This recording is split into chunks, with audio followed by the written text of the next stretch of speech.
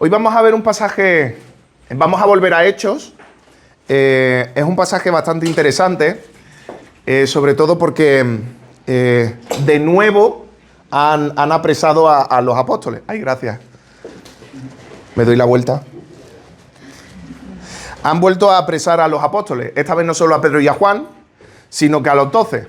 No nos dice el texto que son los 12, pero lo intuimos porque habla en plural, los apóstoles. Cuando hablaban en plural, quería decir que se trataban de todos, no excluía a ninguno. Entonces, como a mí me gusta siempre hacer en cada predicación, vamos a poner un poco de contexto, ¿verdad? Porque ha pasado una semana de por medio, no sabemos muy bien qué es lo que ha estado pasando. Y bueno, la predicación la he titulado Los apóstoles frente al concilio. Frente porque estaban delante, pero también defendiéndose contra las acusaciones que le estaba haciendo el concilio. Y como decía antes, vamos a ponernos un plano de situación. En Hechos 5, comienza Hechos 5 y estamos en una situación con un matrimonio que se llaman Ananías y Zafira, que intentan engañar a los apóstoles, les dan un dinero de un terreno que han vendido, pero no le dan el total de lo que han vendido, sino que les da parte del precio. Pero la cuestión no es que hayan dado solo parte del precio, porque eso no estaría mal, sino que lo que hicieron mal fue que engañaron a los apóstoles pensando que lo que habían entregado era todo lo que le habían dado por ese terreno. Lo que en realidad habían hecho es que habían vendido el terreno y de todo el dinero que habían recibido por la venta, parte se la guardaron al bolsillo.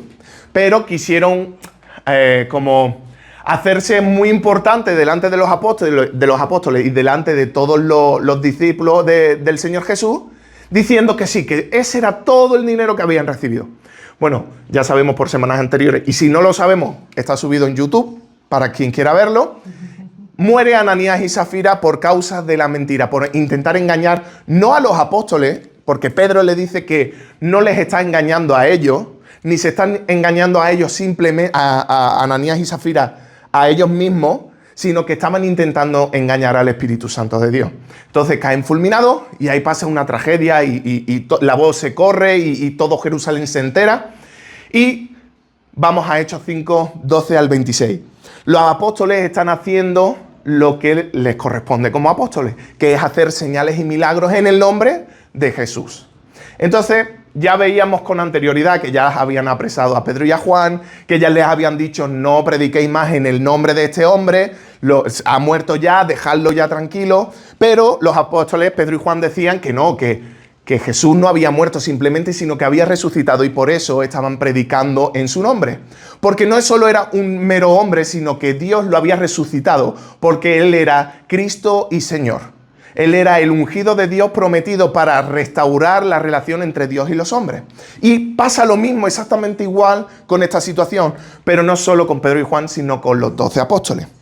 Entonces los apresan, los llevan a la cárcel y pasa algo increíble.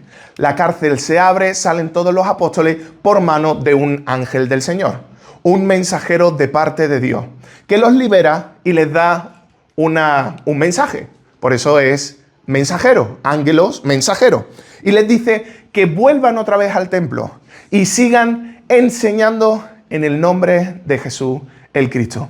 Que enseñen acerca de esta vida. Y veíamos cómo esta vida hacía referencia a Jesús, porque Él es la vida que da esperanza al mundo.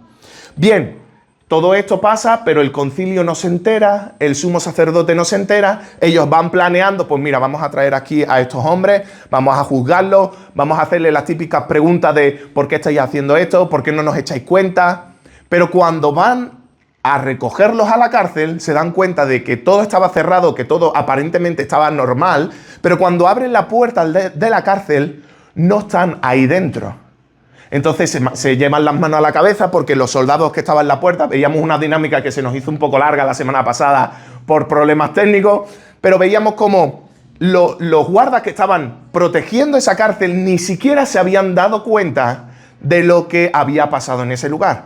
12 hombres con su edad, con su barba prominente, con su túnica, salieron y no se dieron cuenta, porque Dios tapó los ojos y oídos de estas personas. El texto no nos lo dice, pero lo podemos intuir porque los guardas no se habían movido de ese sitio.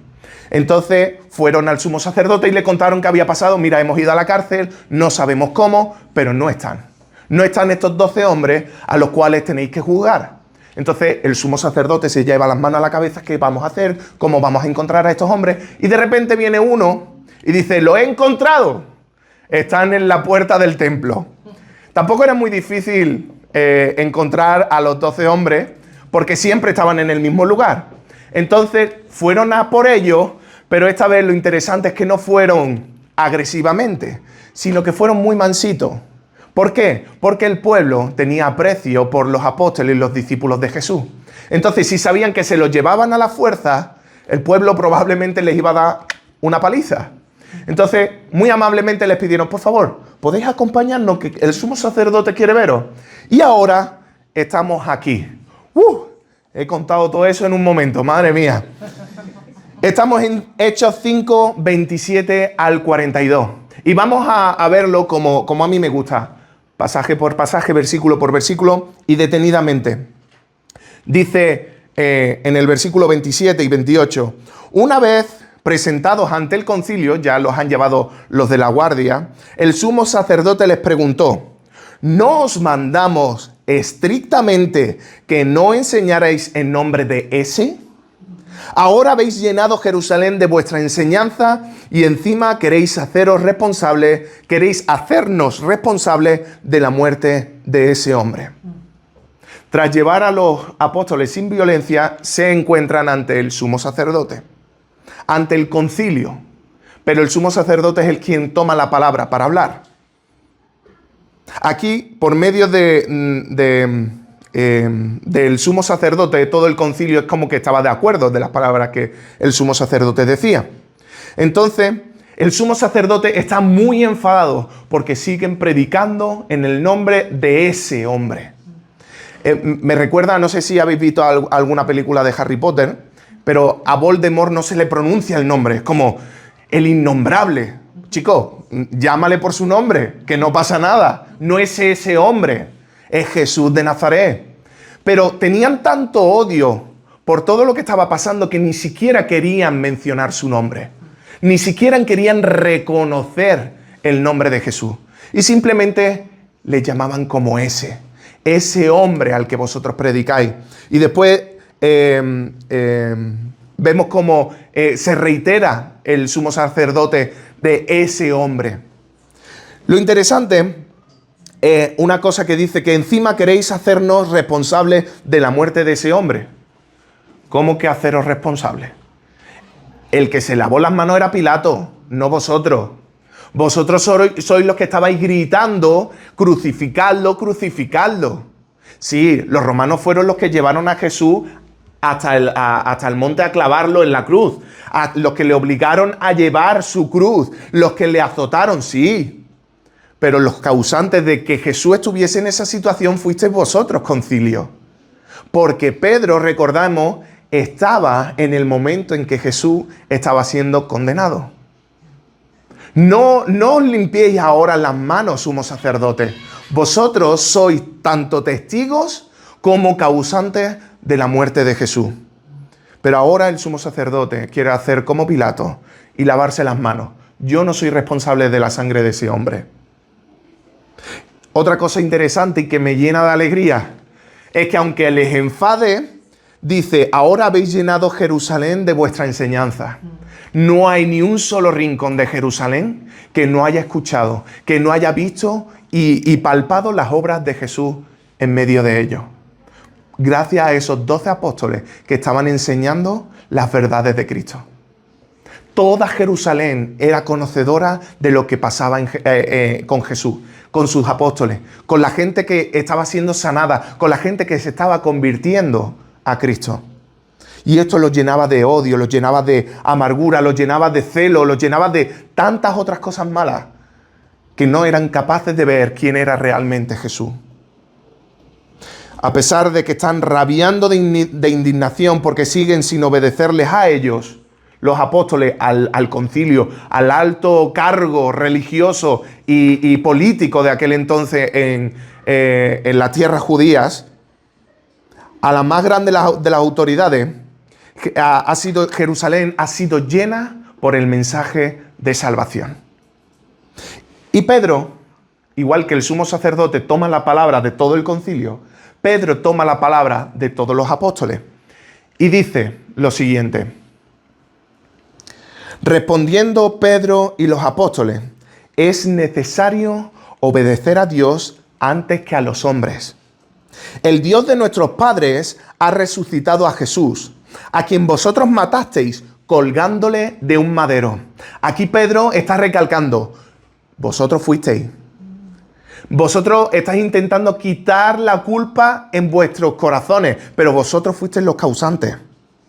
Dios le ha enaltecido con su diestra, elevándole a príncipe y salvador, para ofrecer a Israel la conversión y el perdón de pecados. De esto somos testigos nosotros, los apóstoles, y también el Espíritu Santo, que Dios ha dado a quienes le obedecen. Ellos, oyendo esto, se enfurecieron y querían matarlos. Imaginaros cuánto odio tenía que haber en el corazón de este concilio para desearle la muerte a otra persona.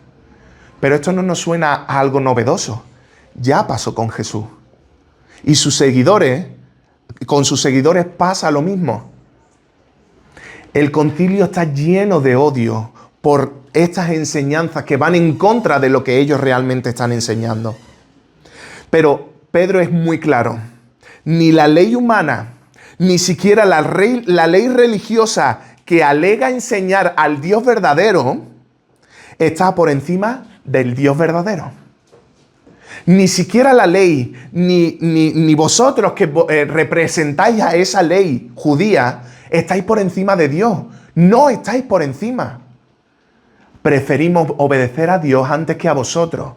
Por muy religiosos que seáis, por mucho que representéis la ley aquí, nos da igual, porque Dios nos demanda una cosa y preferimos obedecer a Dios, que es quien va a determinar mi eternidad, que a vosotros. En pocas palabras le está diciendo eso Pedro y los apóstoles al sumo sacerdote. Pedro defiende con valentía que el Dios de sus padres, es decir, si nos vamos a Génesis, vemos a Abraham, Isaac y Jacob. Los padres apostólicos, los padres del Génesis de los judíos eran Abraham, Isaac y Jacob. Y está haciendo mención a ellos, el mismo Dios que estaba con nuestros padres, es decir, el mismo Dios que prometió a Abraham una gran descendencia en su vejez, incluso siendo Abraham y Sara estériles, es el mismo Dios que resucitó a Cristo. El mismo Dios que estuvo con su hijo Isaac, el que enfatizó la promesa de su descendencia, es el mismo Dios que resucitó a Cristo. El mismo Dios que determinó las 12 tribus de Israel, de los hijos de Jacob, es el mismo Dios que levantó de entre los muertos a Jesús. Les está diciendo cosas que entendiesen. El mismo Dios que vosotros predicáis es el que ha hecho que Cristo resucitase. El mismo Dios que vosotros alabáis y supuestamente veneráis por completo es el que os está diciendo: yo he sido el que os ha mandado al Salvador del mundo, pero lo habéis matado. Ese hombre al que está despreciando el sumo sacerdote, Pedro está diciendo que es príncipe y salvador. Cuando dice príncipe está hablando de la realeza, de la imagen que tenían del Mesías, del Cristo, del ungido de Dios, poderoso, luchador, encima de su caballo con lustre, pero también salvador. Y eso solo lo puede hacer Dios. Está hablando de que es el Mesías, pero que además de ser el Mesías esperado, era Dios mismo que se había encarnado. Era era príncipe y salvador. Ese hombre a quien vino a ofrecer a Israel la conversión, el dejar de darle la espalda a Dios y el perdón de pecados. Está hablando de esas dos partes de Cristo. Señor, pero también Dios. Kyrios, Dios mismo, término que se le otorgaba a Dios mismo. Estas son características que solo Dios puede tener. Ningún otro hombre puede alcanzar. Ningún otro hombre puede llegar a ser como Él. Me gustaría hacer recordar un poco cómo estaba el pueblo de Israel después de justamente de las 12 tribus de Israel, cuando se formen las 12 tribus, con los hijos de Jacob. Pasa un tiempo, sabemos la historia de José, casi todos sabemos la historia de José. Sus hermanos le tramaron una trampa, lo metieron en un pozo, lo vendieron como esclavo y al final, con el tiempo, fue uno de las manos derechas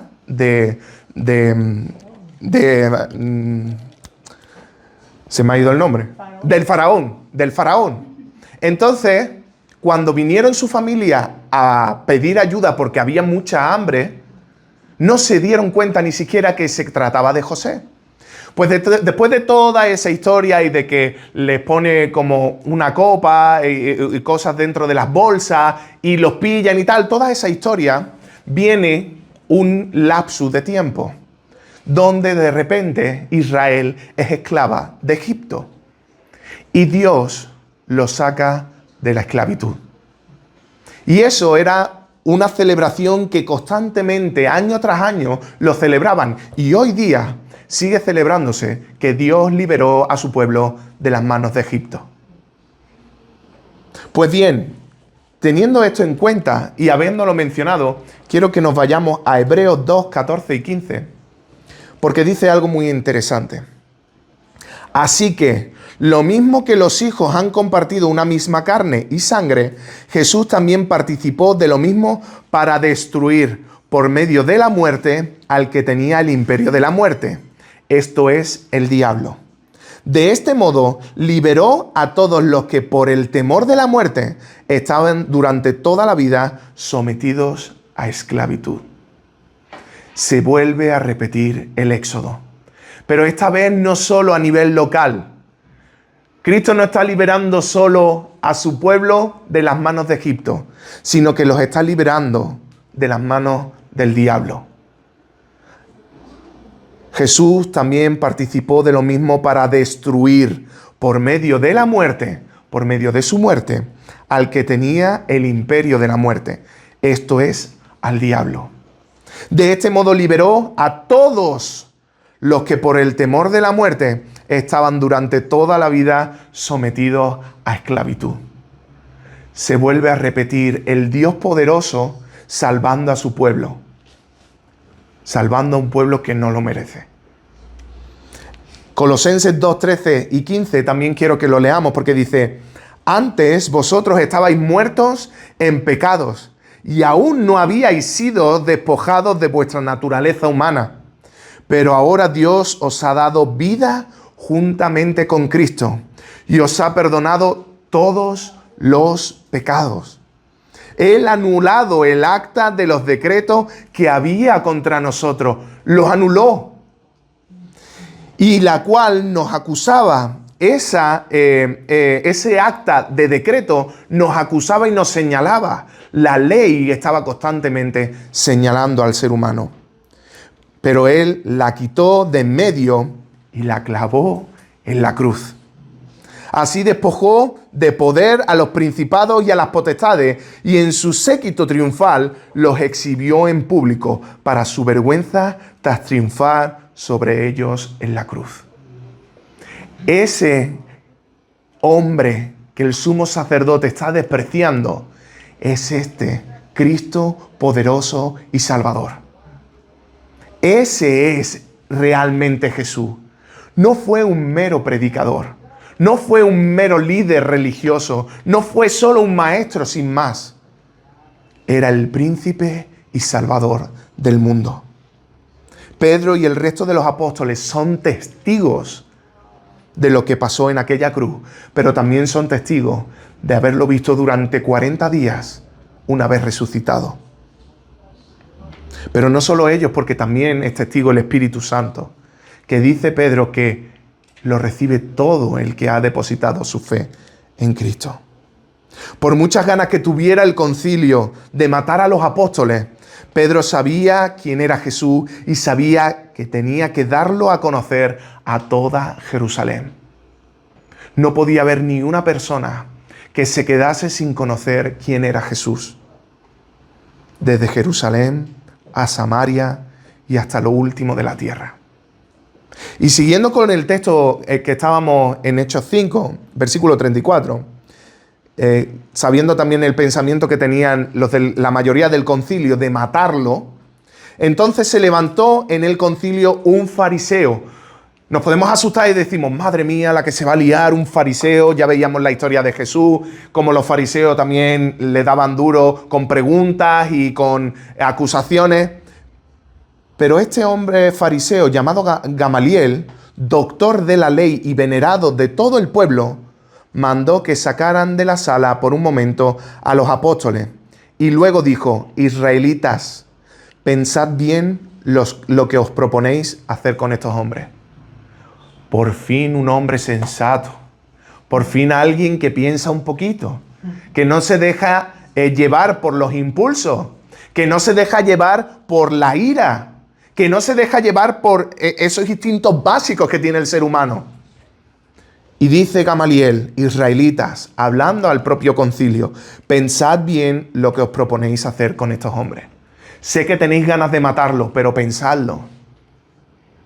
Este Gamaliel era nieto de un renombrado rabino que se llamaba Hillel y era el fundador de una escuela allí en Jerusalén. Y esa escuela era de un pensamiento conocido, reconocido por su sabiduría, porque no era juzgatoria, o sea, que no juzgaba, sino que era más suave, sino que interpretaba la ley un poco más suave, un poco parecida como Jesús la interpretaba.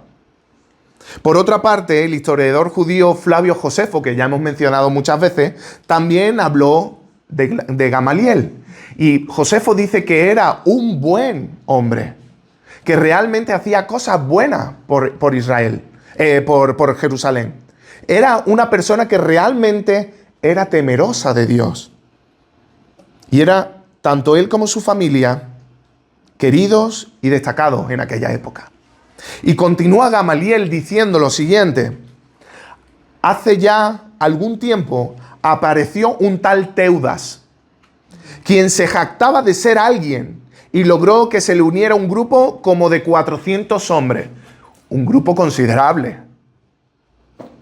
Pero lo mataron y todos los que lo seguían fueron dispersados y quedaron reducidos a nada.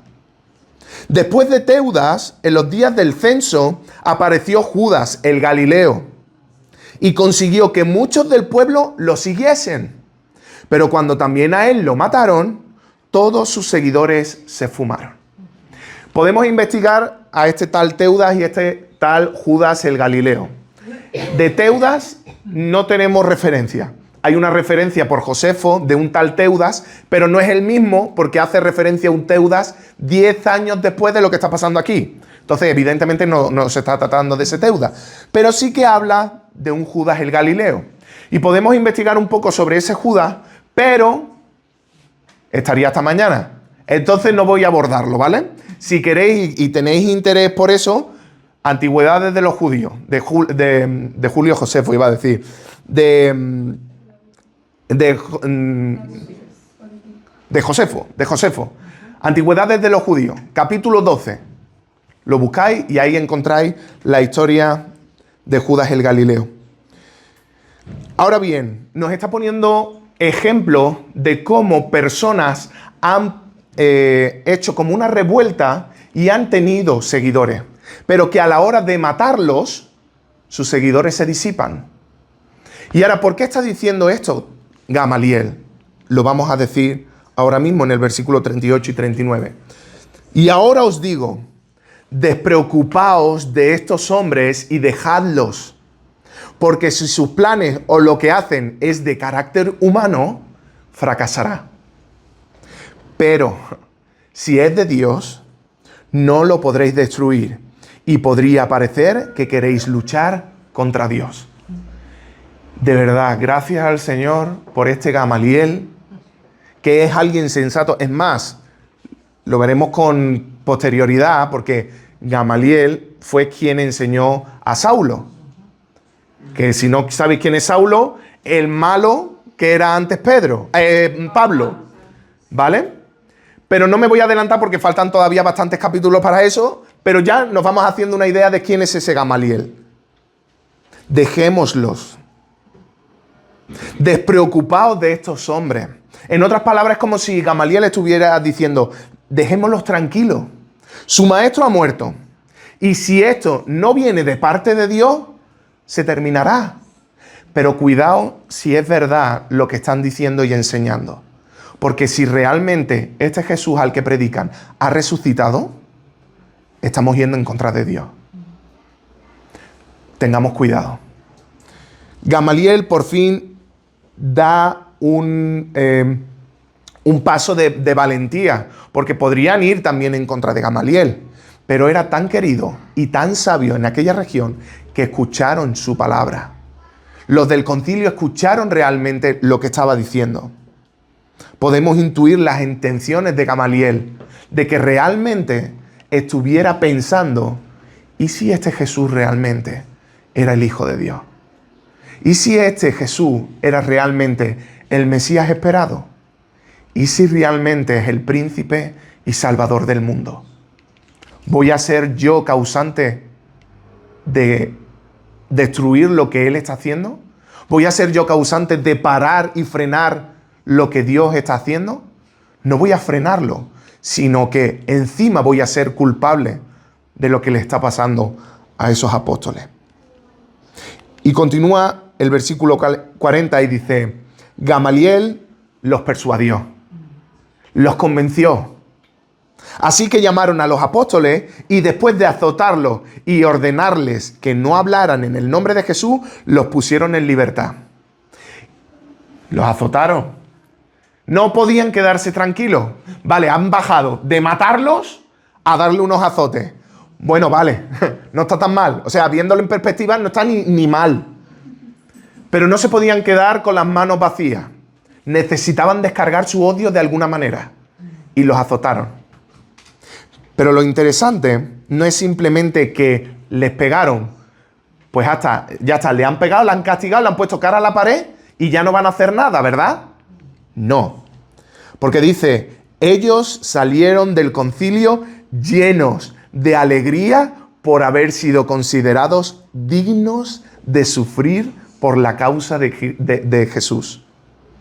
Se sintieron dignos por haber sufrido esos latigazos en el nombre de Jesús.